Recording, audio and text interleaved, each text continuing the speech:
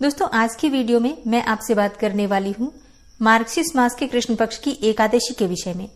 मार्गशीर्ष मास के कृष्ण पक्ष की एकादशी को उत्पन्ना एकादशी कहते हैं। पौराणिक मान्यताओं के अनुसार इस एकादशी का संबंध है भगवान विष्णु की महाशक्ति माँ एकादशी के जन्म से।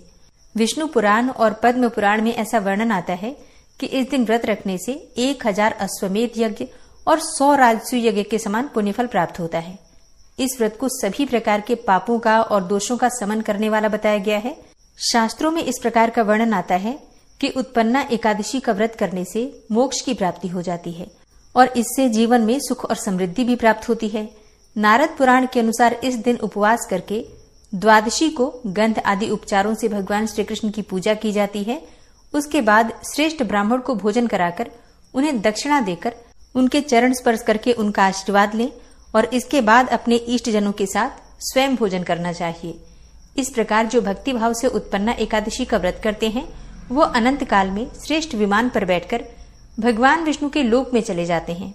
आप में से कोई भी भक्त जो कि एकादशी का व्रत नहीं करते हैं और व्रत शुरू करना चाहते हैं तो इस एकादशी से अपने व्रत का प्रारंभ कर सकते हैं।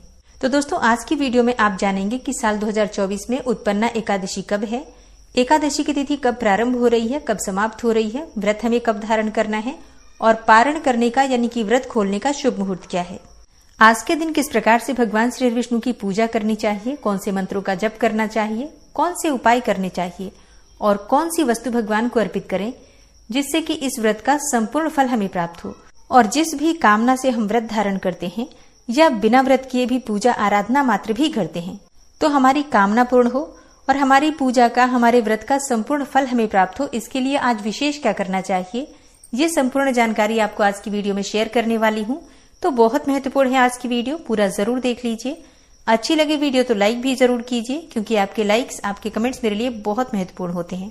ये एकमात्र जरिया है जिनसे मुझे पता चलता है कि आपको ये वीडियो अच्छी लगती है और आपके लिए ये वीडियो उपयोगी है। तो अगर वीडियो अच्छी लगे तो लाइक तो जरूर ही किया कीजिए। तो अब सबसे पहले जानते हैं कि एकादशी की तिथि कब प्रारंभ हो रही है, कब समाप्त हो रही है, व्रत हमें कब धारण करना है और पारण करने का शुभ मुहूर्त क्या है। तो देखिए, मार्गशीर्ष मास की कृष्ण पक्ष की एकादशी तिथि प्रारंभ हो रही है 26 नवंबर को प्रातःकाल 1:02 पर और एकादशी तिथि समाप्त हो रही है 27 नवंबर को सुबह 3:47 पर।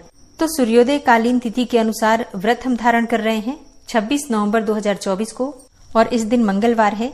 तो अगर आप व्रत धारण करना चाहते हैं तो सोमवार को दशमी तिथि के नियम का पालन करेंगे। मतलब दशमी तिथि के जो नियम होते हैं जैसे कि ब्रह्मचर्य का पालन करना, रात्रि में भूमि पर शयन करना और रात्रि में आपको अनाज और नमक का सेवन नहीं करना है। दशमी तिथि के दिन रात में भोजन नहीं करना चाहिए, ठीक है। और हाँ, एक और चीज, अगर आप महिलाएं हैं, कन्याएं हैं और एकादशी का व्रत करते हैं तो सोमवार को ही आप बाल धो लीजिएगा क्योंकि मंगलवार को एकादशी के दिन बाल नहीं धोना चाहिए, ठीक है। तो एकादशी के दिन बाल नहीं धोते हैं, इस बात का आपको हर बार ध्यान रखना है। अब एकादशी के दिन प्रातःकाल जल्दी उठ जाइए, उठकर नित्य कर्मों से निवृत्त हो जाइए, स्नान कर लीजिए और स्नान करने के बाद साफ स्वच्छ वस्त्र धारण कर लीजिए। इसके बाद भगवान सूर्यदेव को जल दीजिए। फिर अपने घर के मंदिर में भगवान श्री विष्णु के सामने शुद्ध घी का दीपक जलाकर अपने व्रत का संकल्प ले लीजिए कि आज आप एकादशी का व्रत कर रहे हैं और भगवान श्री विष्णु की कृपा की प्राप्ति के लिए, उनकी प्रसन्नता के लिए आप ये व्रत कर रहे हैं, ठीक है। अपनी अगर कोई कामना हो आपकी तो अपनी कामना का भी संकल्प ले सकते हैं। वैसे एकादशी का व्रत निष्काम भाव से ही करना चाहिए। भगवान श्री विष्णु स्वयं ही सारी इच्छाएं पूर्ण कर देते हैं। व्रत का संकल्प लेकर जब हम व्रत प्रारंभ करते हैं तो हमारे व्रत का संपूर्ण फल हमें प्राप्त होता है। और संकल्प लेने के बाद विधि विधान से भगवान श्री विष्णु की पूजा कीजिए। जैसे कि अगर विग्रह है आपके पास तो आप उनका अभिषेक कर सकते हैं पंचामृत से, शुद्ध जल से, या फिर शुद्ध जल में, गंगा जल में थोड़ा सा हल्दी मिलाकर, तुलसी पत्ता मिलाकर भी भगवान श्री विष्णु का अभिषेक कर सकते हैं जल में, ठीक है। इसके बाद उन्हें पीले वस्त्र अर्पित कीजिए, पीले चंदन से उनका श्रृंगार कीजिए। फिर विधि विधान से धूप, दीप, पुष्प इत्यादि अर्पित करके भगवान श्री विष्णु की पूजा कीजिए। भगवान श्री विष्णु और माता लक्ष्मी की संयुक्त रूप से एकादशी के दिन पूजा करने से किसी भी प्रकार की आपकी कामना हो पूर्ण हो जाती है। एकादशी के दिन भगवान श्री विष्णु को पीले पुष्प और पीले फल अर्पित करने से किसी भी प्रकार की परेशानी से आपको मुक्ति मिल जाती है। पूजा करते समय ओम नमो भगवते वासुदेवाय नमः इस मंत्र का कम से कम 108 बार जप करना चाहिए। इसके अलावा आप चाहें तो भगवत गीता का पाठ कर सकते हैं, विष्णु सहस्त्रनाम का पाठ कर सकते हैं, गजेंद्र मोक्ष का पाठ कर सकते हैं और इसके बाद भगवान की आरती कर लीजिए। दिन भर आपको व्रत रहना होता है। व्रत आप निर्जल भी धारण कर सकते हैं, चाहे तो फलाहार के द्वारा भी कर सकते हैं। अगर आप फलाहार से ये व्रत करते हैं तो फल में आप कोई सा भी फल खा सकते हैं, दूध पी सकते हैं, जूस पी सकते हैं।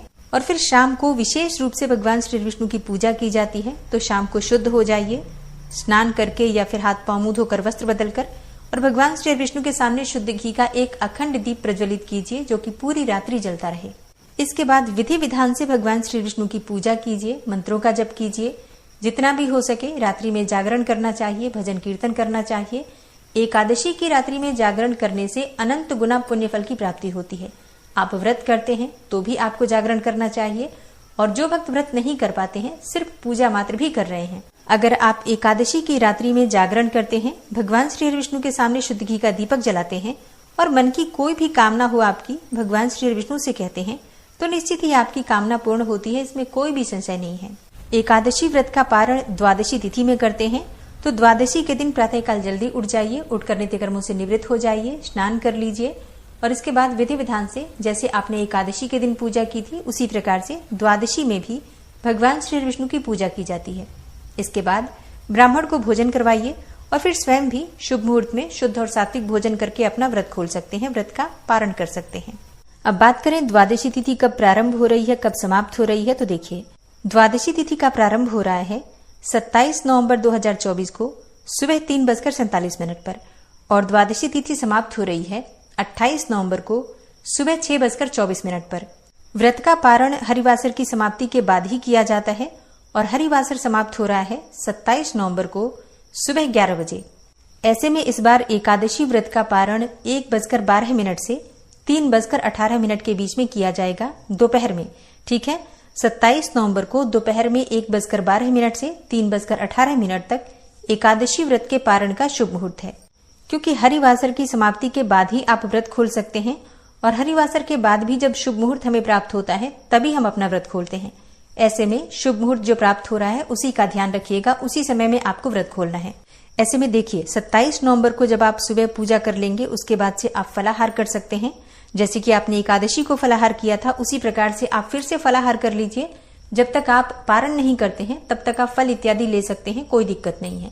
अच्छा, जैसे ब्राह्मण के लिए दान की सामग्री निकालनी है तो वो भी आप सुबह की पूजा के बाद निकाल सकते हैं। ठीक है, और दोस्तों उम्मीद करती हूँ कि आप इस चैनल पर अपलोड होने वाली मार्गशीर्ष मास की कथा जरूर सुनते होंगे। अगर आप नहीं सुन पा रहे हैं तो जरूर सुनिए।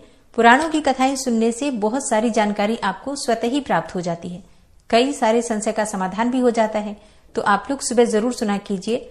सुबह 5 बजे वीडियो अपलोड हो जाती है, आप चाहें तो दिन में कभी भी सुन सकते हैं।